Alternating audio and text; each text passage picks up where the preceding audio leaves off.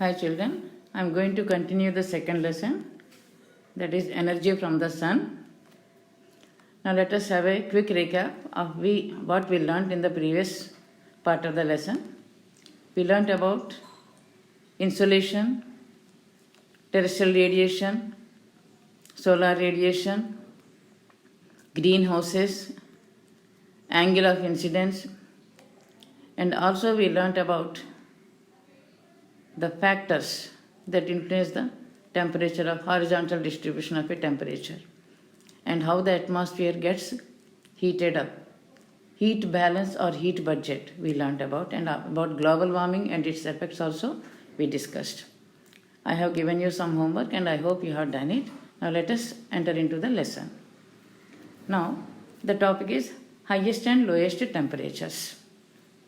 The highest temperature so far in the world was recorded in Azizia in Libya. Libya is in Africa, and in Libya, Azizia, at a place called Azizia, highest temperature was recorded so far in the world, and that highest temperature is 57.8 degrees Celsius, and it was recorded in July 1922.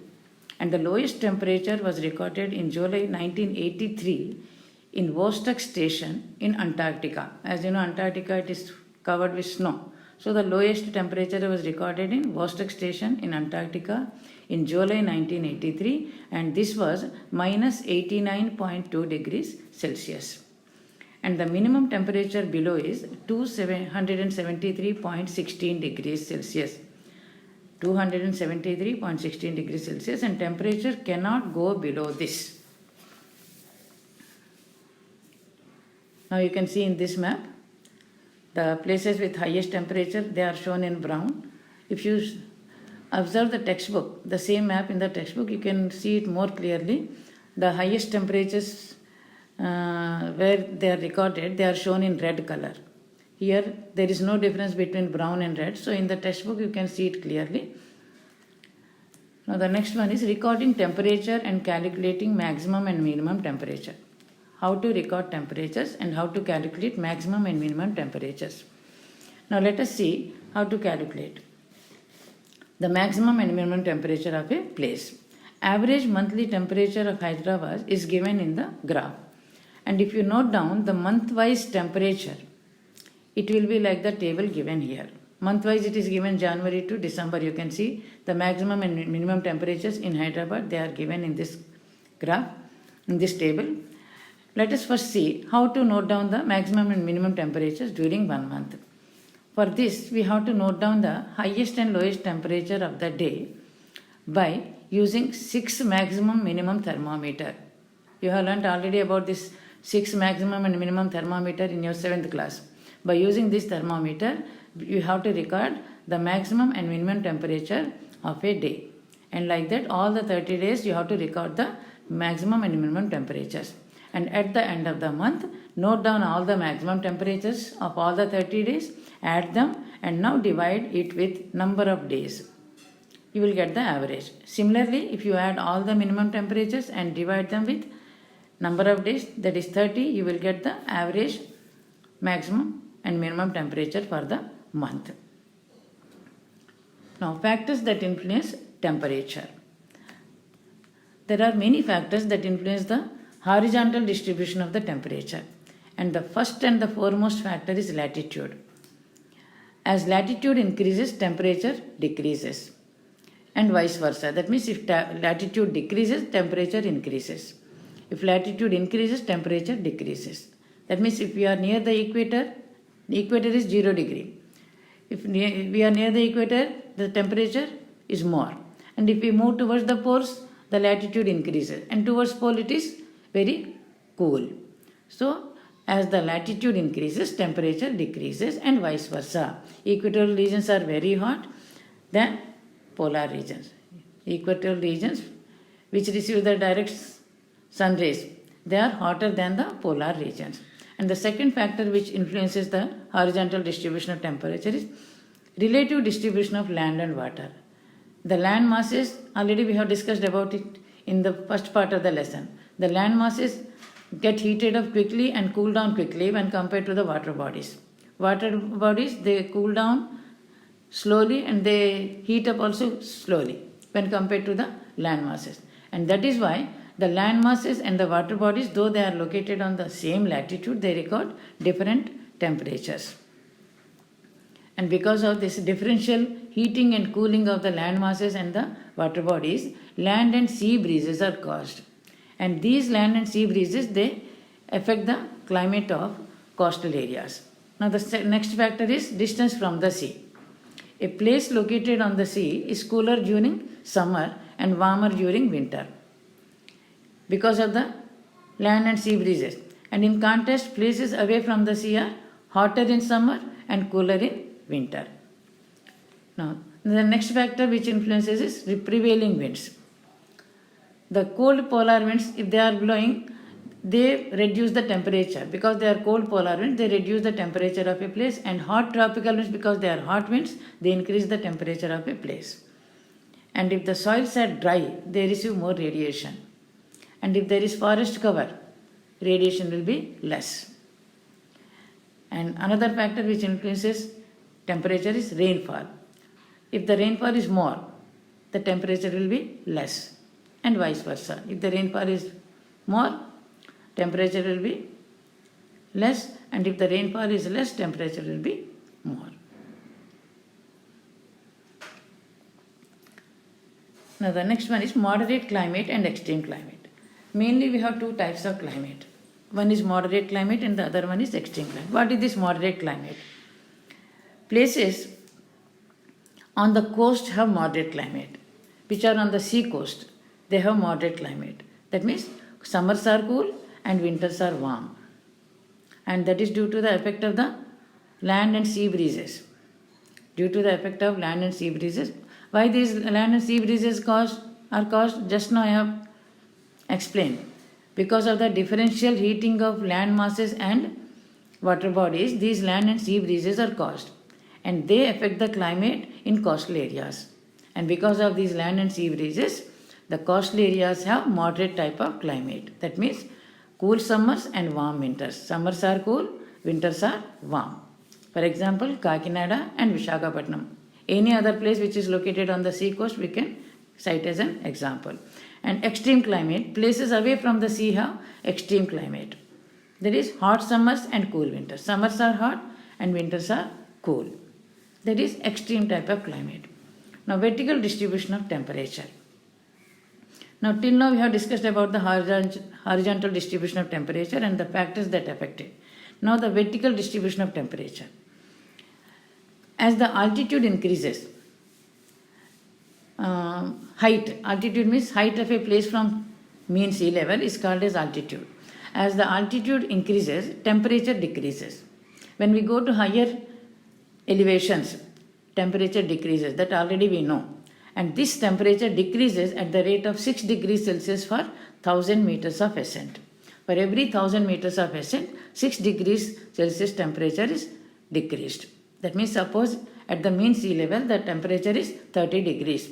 We are going 1000 meters up to upper layers of the atmosphere. 1000 meters. Then the temperature will fall down by 6 degrees. That means there it will be only 24 degrees Celsius. And if we go further 1000 meters, again 6 degrees Celsius will decrease. That is to say 18 degrees. Like that it goes on decreasing with an increase in the altitude. For every 1000 meters of ascent, 6 degrees of temperature decreases. And this is known as normal lapse rate. And sometimes instead of normal lapse rate, it leads to inversion of temperature. What is this inversion of temperature?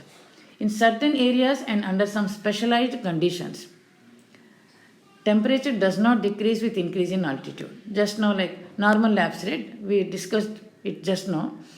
The temperature does not decrease with increase in altitude, but instead it increases with increase in altitude. Instead of decreasing, the temperature increases when the altitude increases, and this is called as inversion of temperature. It is a very rare phenomenon, but sometimes under specialized conditions it occurs, and this is called inversion of temperature. And it occurs mostly in narrow mountain valleys during long winter nights and in places where the ground is covered by a layer of snow. In such areas, this inversion of temperature takes place. In narrow mountain valleys during long winter nights in places where the ground is covered by a layer of snow. Now, the temperatures in places near and far from the equator. Equatorial regions like Indonesia are quite hot throughout the year and they have no winters. Equatorial regions, they don't have winters, only summer season. As we move towards north or south from the equator, it becomes colder, and here there are separate summer and winter seasons. In the equatorial region, there are no separate seasons, only summer season. But when we move to north or south, it becomes cooler and cooler, and there are separate summer and winter seasons in these regions above the equator. See here in graph 5, average maximum temperatures of 3 places, namely Singapore, Shanghai and Vladivostok are given. And also the average temperature for the year is given down. Average temperature for the year, Vladivostok, Shanghai and Singapore, it is given. Just now I have explained how average maximum and minimum temperature is calculated. And average temperature for the year is calculated by adding up all the maximum and minimum temperature readings for every month and thus dividing by the number of readings or months. We get the average temperature for the year. Now, try to answer the questions given in text. In your textbook, page number 29, in text some questions are given. And with the help of this graph, you have to answer the questions. You can answer there, then and there in the textbook. Page number 29 of the textbook. Now, I will guide you in answering 1 or 2 questions. See the first question. Which of the 3 places shown in the graph is located near to the equator? It is Singapore. What is the average yearly temperature in that place? It is given down, 27.8 degrees Celsius. Like that, you have to answer the remaining questions. In the textbook itself, you can answer it. Now, the next one is, why is the north cooler in winter? Northern part of India is cooler than the southern part. Why? Because it is away from the sea. Southern part, as you know, it is peninsula. Peninsula means it is surrounded by sea on 3 sides. And northern part, it is away from the sea. So it has continental type of climate. That is extreme climate. Summers are hot and winters are cool. And that is why north is cooler in winter. Now, the table shows sunrise and sunset. You can see in the picture, a table is given and this table shows sunrise and sunset in different cities in India on 10th January. Hyderabad, AP, Agra, Madurai, Nagpur, Visakhapatnam and Kohima, Nagaland. These are given here. And in these places, the timings of sunrise and sunset are given here. And now, with the help of this table, you have to answer the questions in text, page number 30 of textbook. Just for example, I will guide you for 1 or 2 questions. The remaining you do on your own. And in which of these 6 cities sunrise first takes place? You can easily get it. Kohima, Nagaland. In which of these 6 cities sunset last takes place? That is Madurai, Tamil Nadu. Like that, please answer the remaining questions in the textbook itself.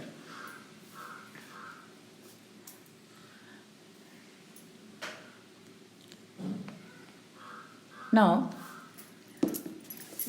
in your textbook, page number 31, 32, one graph is given, and take out that graph. Here in this graph, it is showing temperatures of Bangalore, month-wise. And you have to answer the questions given there. Only 1 or 2 questions I will guide you, and the remaining you have to do it. How warm does it usually get in December?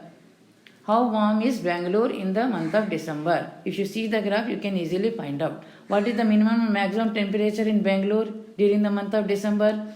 Minimum is 15 degrees and maximum is 25 degrees. That you have to note down there. Like that, you please answer the remaining questions with the help of your graph textbook. Now the chapter is completed. I am going to give you some homework. Read full lesson once again and underline all the important points. Complete the blanks and MCQs in the material and learn the remaining question answers and write without seeing.